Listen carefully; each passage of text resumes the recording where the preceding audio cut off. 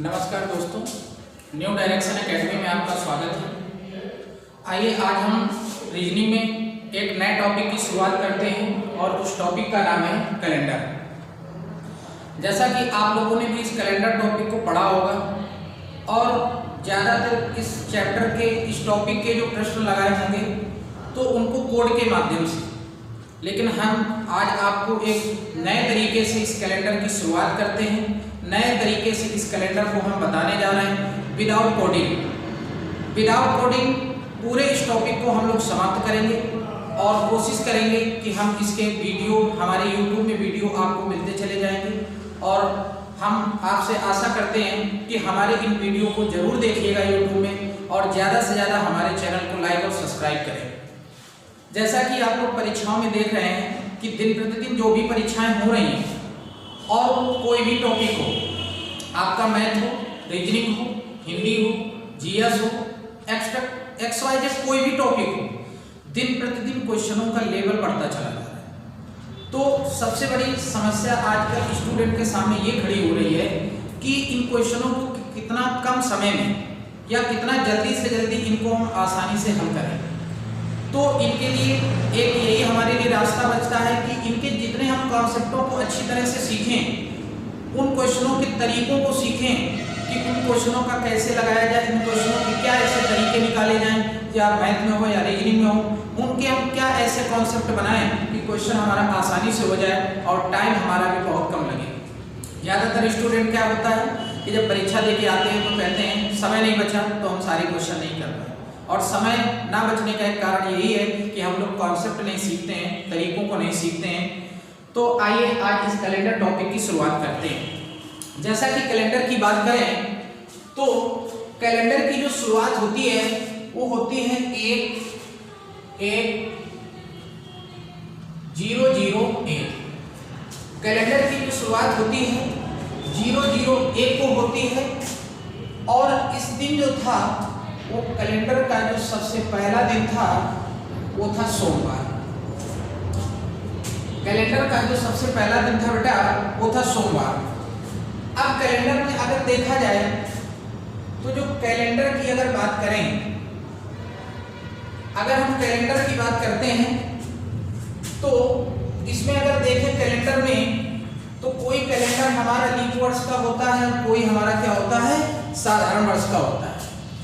या यहाँ पे अगर हम एक वर्ष की बात करें, अगर एक वर्ष की बात करें तो इस एक वर्ष में आपको साधारण वर्ष भी देखने को मिलेंगे और इसी एक वर्ष में आपको लीप वर्ष भी देखने को मिलेंगे। अगर एक साधारण वर्ष में देखा जाए तो इसमें जो दिनों की संख्या होती है 365 होती है, और अगर एक लीप वर्ष की बात करें तो इसमें जो दिनों की संख्या होती है 366 होती है। अगर इस साधारण वर्ष में फरवरी की बात करें तो फरवरी 28 दिन की होती है, और अगर इस लीप वर्ष में बात करें तो फरवरी जो होती है वो हमारी 29 दिन की होती है। लीप वर्ष को अधिवर्ष के नाम से भी जाना जाता है। लीप वर्ष को हम अधिवर्ष के नाम से भी जानते हैं। अब सबसे बड़ी बात है कि साधारण वर्ष में 365 दिन होते हैं, लीप वर्ष में 366 दिन होते हैं। लीप वर्ष होता क्या है? लीप वर्ष होता क्या है? अगर हम लीप वर्ष की बात करें कि लीप वर्ष क्या होता है, तो जो वर्ष 4 से पूरा विभाजित हो जाए, जो वर्ष 4 से पूरा कट जाए। कहने का मतलब लीप वर्ष क्या होता है कि जो भी वर्ष 4 से पूरा कट जाए, जो भी वर्ष 4 से पूरा कट जाता है लीप वर्ष कहलाता है। और इसी में अगर एक हम बात करें तो आपने सुना होगा जैसे कि शताब्दी लीप वर्ष। शताब्दी वर्ष तो होता है, लेकिन शताब्दी लीप वर्ष कौन सा होता है? तो जो भी शताब्दी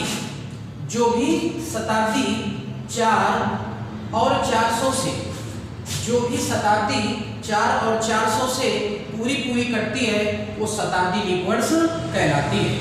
जैसे यहीं पे अगर कुछ हम एग्जाम्पल की अगर बात करें, यहीं पे अगर हम एग्जाम्पल की बात करें तो जैसे अगर वर्ष की हम बात करें तो जैसे हमारा 1600 है, जैसे कह दिया लेटेस्ट में अगर देखा जाए सन 2004 की बात करें, यहाँ पे अगर देखें सन 2008 की बात करें, यहाँ पे अगर देखें कि अगर 1988 की बात करें, यानी जो भी ऐसे वर्ष जो 4 से पूरे पूरे विभाजित होते हैं लीप वर्ष कहलाते हैं। जो वर्ष 4 से पूरे पूरे विभाजित होते हैं लीप वर्ष कहलाते हैं। और 4 का सबसे अच्छा कॉन्सेप्ट है चेक करने का कि अगर किसी भी वर्ष के अंतिम के 2 अंक, किसी भी वर्ष के अंतिम के 2 अंक अगर 4 से पूरे पूरे विभाजित होते हैं तो वो हमारा लीप वर्ष कहलाता है। या कितनी भी बड़ी संख्या अगर ले ली जाए, मैथमेटिकल में जैसे बताया गया है विभाज्यता का नियम, तो विभाज्यता के नियम में हो सकता है आप लोगों ने पढ़ा हो या अगर नहीं भी पढ़ा है तो यहाँ पे अगर वर्ष की बात चल रही तो हम केवल 4 से विभाजित संख्याओं की बात अगर करें, कितनी भी बड़ी संख्या हो अगर उसके अंतिम 2 अंक, कितनी भी बड़ी संख्या हो अगर उसके अंतिम 2 अंक 4 से विभाजित होते हैं तो पूरी की पूरी संख्या सदैव 4 से विभाजित होगी।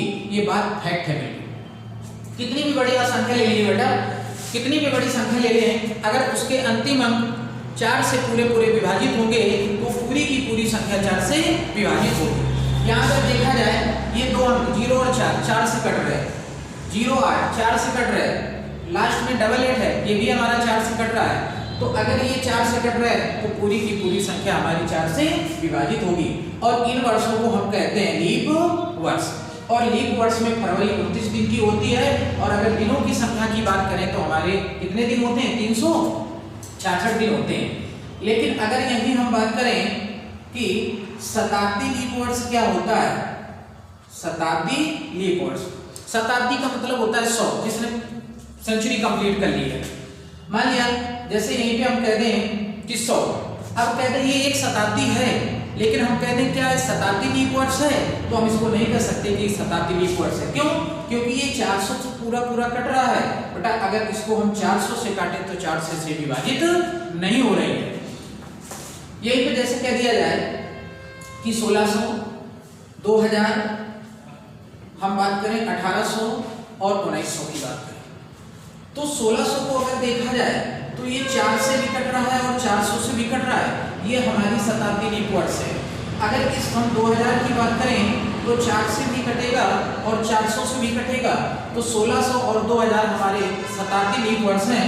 लेकिन अगर 1800 और 1900 को अगर हम डिवाइड करें 4 से और 400 से तो ये 4 से तो कट जाएंगे, लेकिन एक्चुअली क्या है कि ये शताब्दियां हैं, इसलिए 4 से तो कट जाएंगे लेकिन 400 से पूरे विभाजित नहीं होंगे।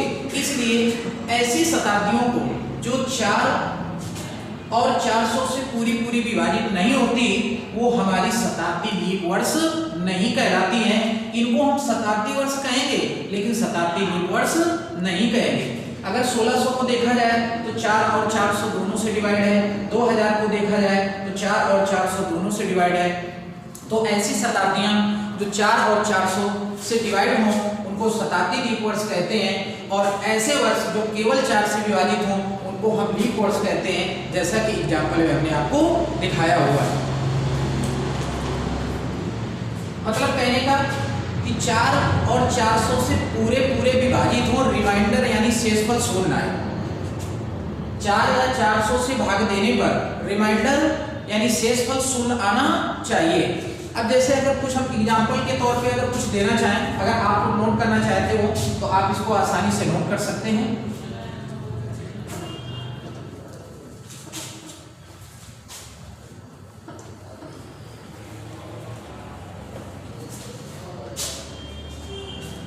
जैसे अगर कुछ हम एग्जाम्पल के तौर पे दे दें कि यहाँ पे हम कह दें 1882, 1800, 1992 और 1900, ऑप्शन ए, बी, सी और ऑप्शन डी। हम आपसे बोलते हैं कि निम्न में से कौन सा भिन्न है, निम्न में से कौन सा भिन्न है। तो इसमें अगर देखा जाए कि निम्न में से कौन सा भिन्न है तो आपके अकॉर्डिंग बेटा क्या होगा। लेकिन आइए हम कुछ चीजें इसमें नई चीजें आपको बता देते हैं। जैसे अगर 1882 को देखें तो ये हमारा कैसा है, ये हमारा नॉर्मल ईयर, साधारण वर्ष। अगर इसको देखा जाए 1800 को, तो ये हमारी एक शताब्दी है। इसको देखा जाए तो ये हमारी एक शताब्दी है। इसको भी देखें और इसको भी देखें तो ये भी हमारी क्या है, एक शताब्दी है। अगर इसमें देखें नॉर्मल ईयर है तो इसमें फरवरी हमारी 28 दिन की होगी। ये शताब्दी 1800 है, लेकिन इस 1800 को देखें तो क्या शताब्दी लीप वर्ष कह सकते हैं? नहीं कर सकते हैं, क्योंकि ये 4 से तो डिवाइड है लेकिन 400 से पूरी विभाजित नहीं है। तो यहाँ पर भी अगर देखा जाए तो फरवरी 28 दिन की होगी, और 1900 को भी देखा जाए तो यहाँ भी फरवरी 28 दिन की होगी, क्योंकि हमारा 4 और 400 से डिवाइड नहीं है। लेकिन अगर एक 1992 को देखा जाए तो यहाँ पर हमारी जो फरवरी है, यहाँ पर फरवरी 29 दिन की होगी, क्योंकि ये जो हमारा वर्ष एक लीप वर्ष है। ये जो हमारा एक वर्ष है ये लीप वर्ष है। तो हो सकता है, आशा करता हूं कि आपको कुछ चीजें समझ में आई होंगी। जैसे कहा जाता है कि प्रत्येक 4 वर्ष बाद लीप वर्ष आता है, प्रत्येक 4 वर्ष बाद लीप वर्ष आता है। जैसे एग्जाम्पल के तौर पे अगर हमने यहाँ पे दे दिया कि 1896,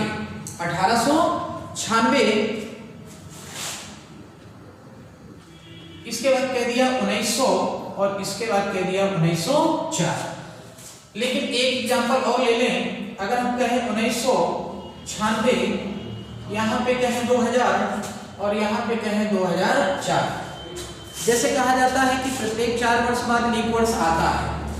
जैसे हमारा 96, इस 96 की अगर बात करें तो ये हमारा लीप वर्ष है, और इसके बाद 97, 98, 99 ये हमारे लीप वर्ष नहीं होंगे। 1996, 97, 98, 99 लीप वर्ष नहीं होंगे।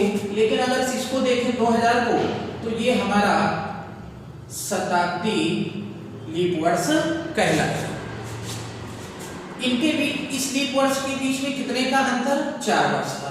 और 2004 भी हमारा एक लीप वर्ष है, यहाँ भी जो अंतर होगा 4 वर्ष का होगा। तो कहने का मतलब लीप वर्ष के बाद हर चौथा वर्ष लीप वर्ष होता है। लीप वर्ष के बाद हर चौथा वर्ष लीप वर्ष होता है। लेकिन आगे थोड़ा इसी को और देख लेते हैं हम। 1996 को देखें तो ये हमारा एक लीप ईयर है, लेकिन 1900 को देखें तो ये हमारी एक शताब्दी है। ये हमारी एक शताब्दी है, लेकिन यहाँ जो शताब्दी थी वो शताब्दी लीप वर्ष थी, लेकिन हमारी 1900 एक शताब्दी है, लेकिन ये शताब्दी लीप वर्ष नहीं है। 1904 को देखा जाए तो हमारा एक लीप वर्ष है, और इस लीप वर्ष से इस लीप वर्ष के बीच अगर देखें तो अंतर हमारा 8 वर्ष का हुआ। और यहाँ देखते थे कि इन 2 लीप वर्षों के बीच अगर देखें तो अंतर कितने का है? 4 वर्ष का। इस लीप वर्ष से अगर इस लीप वर्ष से जाते हैं तो 4 वर्ष का, लेकिन इस लीप वर्ष से अगर हम यहाँ लीप वर्ष सोचे तो यहाँ पे अंतर 8 वर्ष का है। तो जब भी कभी हम शताब्दी को क्रॉस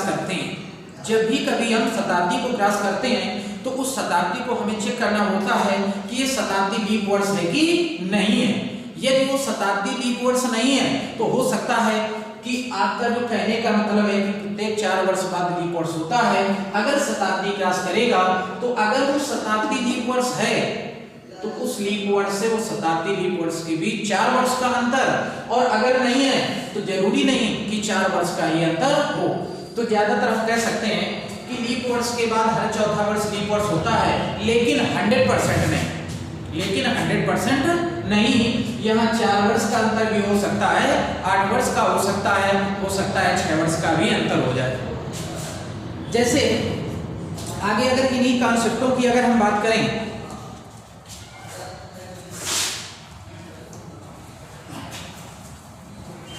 आप लोग नोट भी करते रहे।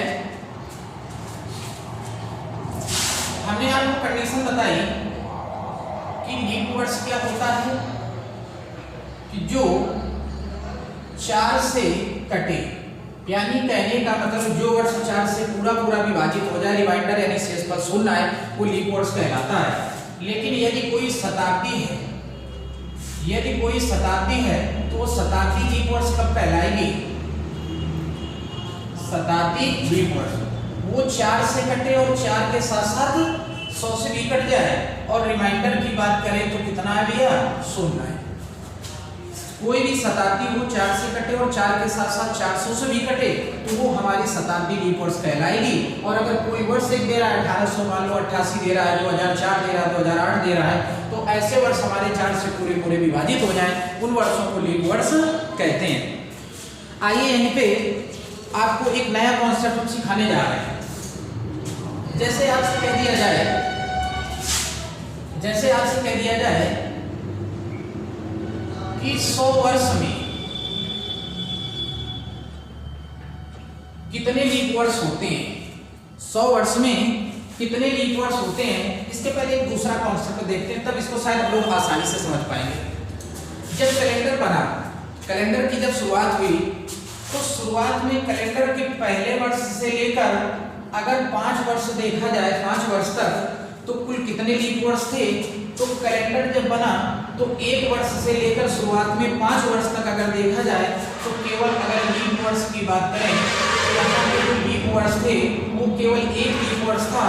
और अगर आपसे पूछा जाए वो कौन सा लीप वर्ष था तो कौन सा वर्ष था, तो वो चौथा वर्ष था। यही अगर 1 वर्ष से, शुरुआत के 1 वर्ष से अगर हम 10 वर्ष तक देखें तो कुल कितने लीप वर्ष होंगे, 2 लीप वर्ष होंगे। एक चौथा वर्ष होगा, एक हमारा चौथा वर्ष होगा, और एक की बात करें तो एक हमारा 8वां लीप वर्ष कहलाएगा। शुरुआत के अगर 1 वर्ष से लेकर अगर हम 15 वर्ष की बात करें तो हमारे कुल कितने लीप वर्ष होंगे, तो हमारे 3 लीप वर्ष होंगे। और 3 वर्ष कौन कौन से होंगे, एक हमारा चौथा वर्ष होगा, एक हमारा 8वां वर्ष होगा, और एक हमारा 12वां वर्ष होगा। शुरुआत से अगर देखा जाए 1 वर्ष से लेकर 20 वर्ष तक कुल कितने लीप वर्ष थे, तो लीप वर्षों की संख्या थी 5। और वो कौन कौन से थे, 4th ईयर था, 8th था, 12th था, और इसके साथ साथ हमारा 16th ईयर था, और इसके बाद ये 20 वाला था। इसी तरह अगर देखा जाए हम करते क्या है, जितने वर्ष करें उसमें 4 का भाग देते चले जाते हैं। जितने वर्ष की बात करें हम उसमें 4 का भाग देते जाते हैं। इसमें 4 का भाग देंगे तो 1 बढ़ जाएगा, 4 का देंगे तो 2 बढ़ जाएगा, 4 का देंगे 4 3 बार 3 बढ़ जाएगा, 4 का देंगे 4 5 6। अगर 1 वर्ष से 25 वर्ष की बात करें तो इसमें अगर बात करें तो कितने लीप वर्ष होंगे, 6 वर्ष। और अगर इसी तरह हम बढ़ते चले जाएं तो प्रथम के 1 वर्ष से लेकर अगर 50 वर्ष तक देखे जाएं तो कुल कितने हमारे लीप वर्ष होंगे, तो कुल 12 लीप वर्ष होंगे। यानी 1 वर्ष से 50 वर्ष तक देखा जाए तो कुल लीप वर्षों की संख्या होगी 12। अगर नोट करना चाहते हैं तो आप आसानी से इसको नोट कर सकते हैं। आगे हम कुछ इसी से रिलेटेड और अच्छे अच्छे कॉन्सेप्ट बताने जा रहे हैं।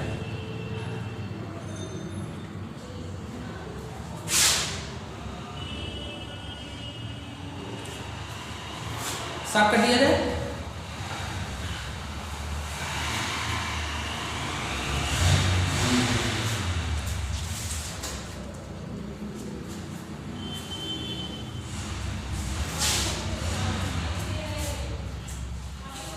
आइए उस क्वेश्चन को देखते हैं जिस क्वेश्चन की हमने बात की थी। अगर कहा जाए कि 100 वर्ष में कितने लीप वर्ष होते हैं, 100 वर्ष में कितने लीप वर्ष होते हैं, सॉरी 100 वर्ष में कितने लीप वर्ष होते हैं। बेटा अगर इस 100 में हम 4 का भाग मिला दें तो हो सकता है हमारा कट के आएगा 25। इस 100 में अगर 4 का भाग देते हैं तो हमारा 25 आएगा। लेकिन जब प्रथम 1 वर्ष से अगर बात करें हम 100 वर्ष तक, तो 4 का भाग देने पर हमारा 25 आया, 25 लीप वर्ष। लेकिन जब 4 का भाग देंगे 25 आया, लेकिन जब ये सेंचुरी पहुंचेगा, शताब्दी पहुंचेगा, तो ये जो हमारी शताब्दी है 100वीं, ये 4 से तो कट रही है लेकिन 400 से पूरी पूरी नहीं कट रही है। इसलिए ये हमारी शताब्दी है लेकिन शताब्दी लीप वर्ष नहीं है, इसलिए -1 करेंगे। और अगर बात करें तो अगर कहा जाए कि 100 वर्षों में कितने लीप वर्ष होते हैं, तो 100 वर्षों में 24 लीप ईयर्स होते हैं, ना कि 25 होते हैं। इसी कॉन्सेप्ट को अगर हम आगे बढ़ें तो देखते चलते हैं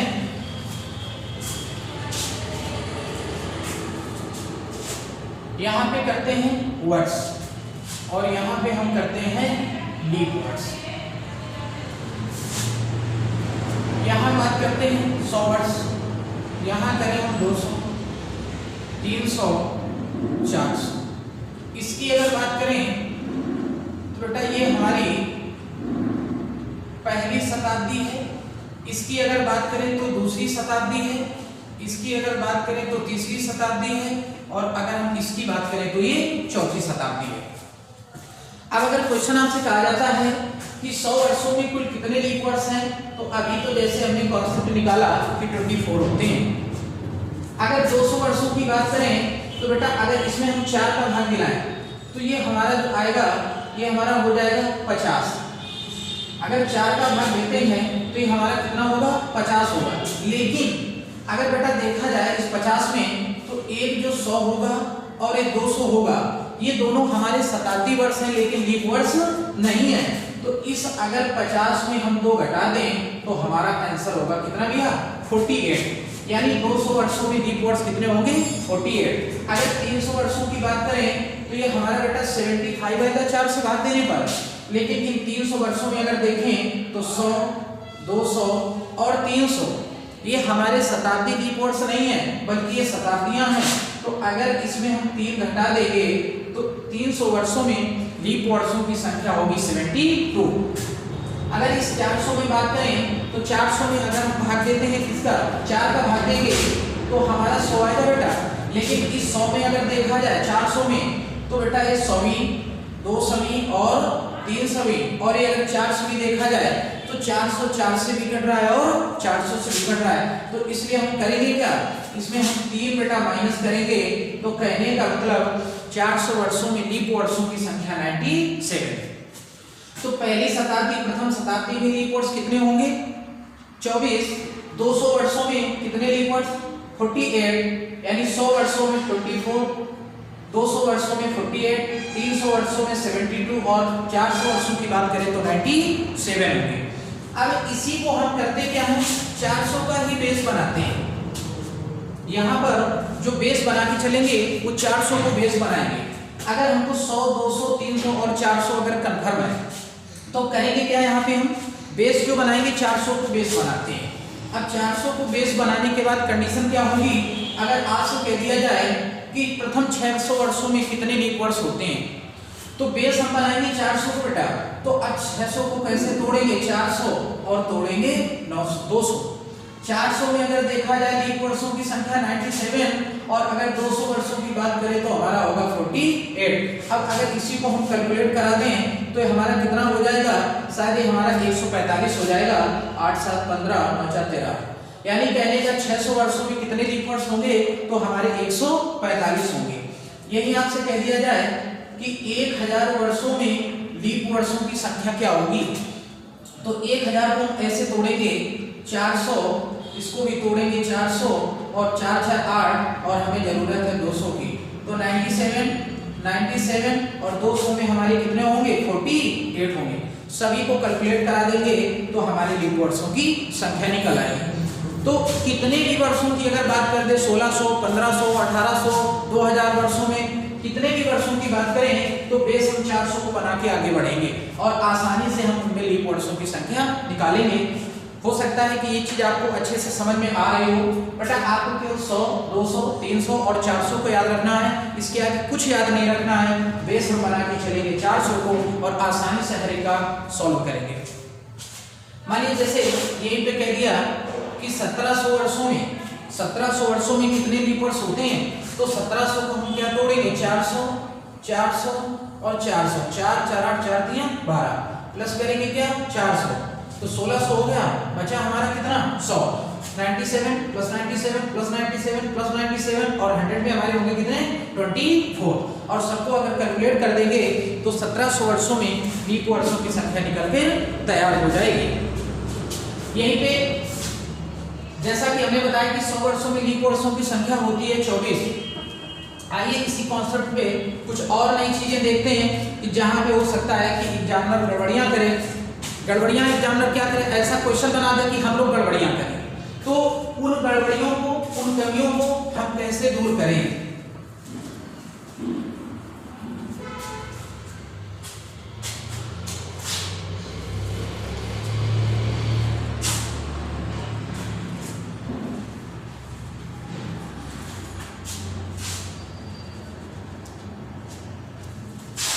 अगर क्वेश्चन कह दिया जाए 1921 से 2021 तक कुल कितने लीप वर्ष होंगे, यहाँ कह दिया जाए 1821 से 1921 तक कुल कितने लीप वर्ष होंगे, कुल कितने लीप वर्ष होंगे। यानी सन 1921 से 2021 तक कुल लीप वर्षों की संख्या, 1821 से 1921 तक कुल कितने लीप वर्ष होंगे। तो बेटा जब हम 2021 में 1921 को घटाएंगे तो हमारे 100 वर्ष आएंगे, और अगर यहाँ पर भी 1921 में 1800 हम 21 को घटाएंगे तो भी हमारे 100 वर्ष आएंगे। लेकिन अगर इसको यहाँ 4 से डिवाइड कर दें तो 25 आएगा, और यहाँ भी इसको हम 4 से डिवाइड कर दें तो भी 25 आएगा। तो आपको लग रहा होगा कि 1921 से लेकर 2021 तक लीप वर्षों की संख्या 25 और 1821 से 1921 तक लीप वर्षों की संख्या 25। लेकिन इस एक चीज ध्यान रखेंगे बेटा, जब 1900 से हम 2021 पहुंचे तो यहाँ पर एक शताब्दी को हमने क्रॉस किया 2000, और ये 2000 शताब्दी ऐसी है जो 4 और 400 से पूरी डिवाइड हो रही है। तो 1921 से 2021 तक कुल लीप वर्षों की संख्या होगी 25। लेकिन अगर यहाँ देखा जाए 1821 से लेकर 1921, तो यहाँ हमने भी 1900 की शताब्दी को क्रॉस किया, यहाँ पर 1900 की शताब्दी को क्रॉस किया, और ये 1900 404 से कट रहा है लेकिन 400 से विभाजित नहीं है, इसलिए इसको लीप वर्ष नहीं मानेंगे, साधारण वर्ष करेंगे। तो इस शताब्दी को यहाँ लेस करेंगे तो अब कहेंगे 24। तो जब भी कभी किसी शताब्दी को क्रॉस करते हैं, जब भी कभी हम किसी शताब्दी को क्रॉस करते हैं तो हमको ये गौर करना होता है कि वो शताब्दी हमारी लीप शताब्दी है, यानी शताब्दी लीप वर्ष है या कि नहीं है। तो ये चीजें हो सकता है आपको आसानी से समझ में आ रही हैं। अब कुछ और थोड़े हम कॉन्सेप्ट देख लेते हैं। जैसे यहीं पे अगर एक क्वेश्चन की हम बात करें, यहीं पर अगर एक क्वेश्चन की हम बात करें तो क्वेश्चन है क्या हमारा, कि क्वेश्चन अगर हमने कह दिया कि 400 वर्षों में 29 तारीख कितनी बार आएगी। 400 वर्षों में 29 तारीख कितनी बार आएगी, ये क्वेश्चन है हमारा। और यहीं पे अगर बात करें, अगले क्वेश्चन की बात करें कि 400 वर्षों में 29 फरवरी कितने बार आएगी। क्वेश्चन आपको देखने में बहुत इजी लग रहा होगा, कुछ सेकंड का समय ले जाए, आप लोग इनको सॉल्व करके देखें, इसके बाद हम बताते हैं इनके कॉन्सेप्ट क्या होंगे। 400 वर्षों में 29 तारीख कितने बार आएगी, 400 वर्षों में 29 फरवरी कितने बार आएगी।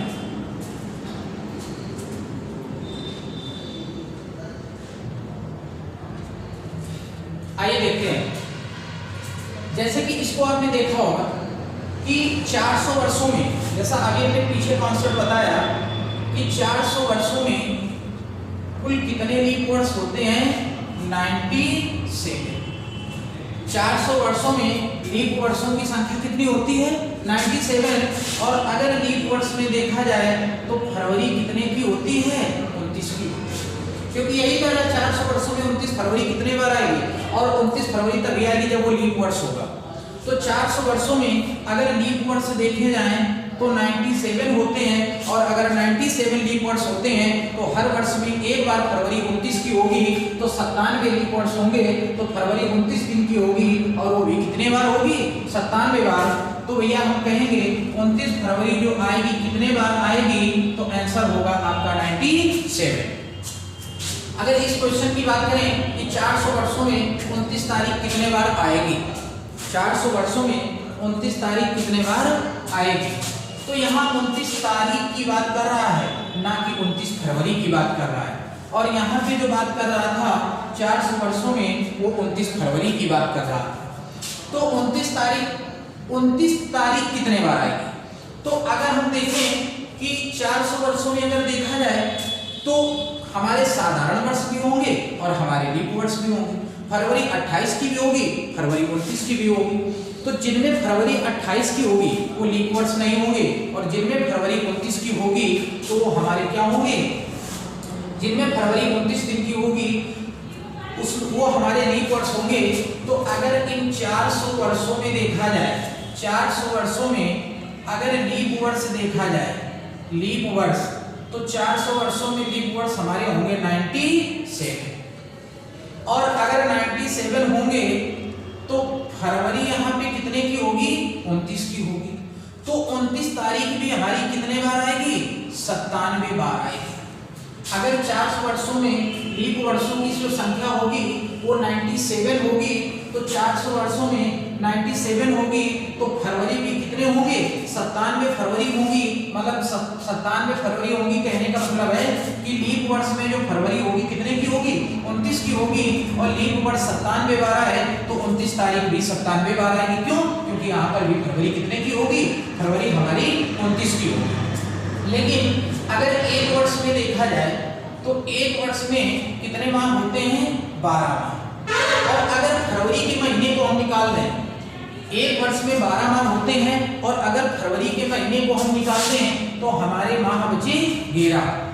और अगर इन 11 माहों की बात करें टोटल 400 वर्षों में, क्योंकि फरवरी एक ऐसी होगी कि शायद हो सकता है 28 की हो या 29 की, हमें कंफर्म नहीं है, तो फरवरी को महीने को निकाल दिया, एक साल में 12 में से तो 11, 400 वर्षों में देखें तो जो 11 महीने होंगे उनमें 29 तारीख तो आना ही तय है।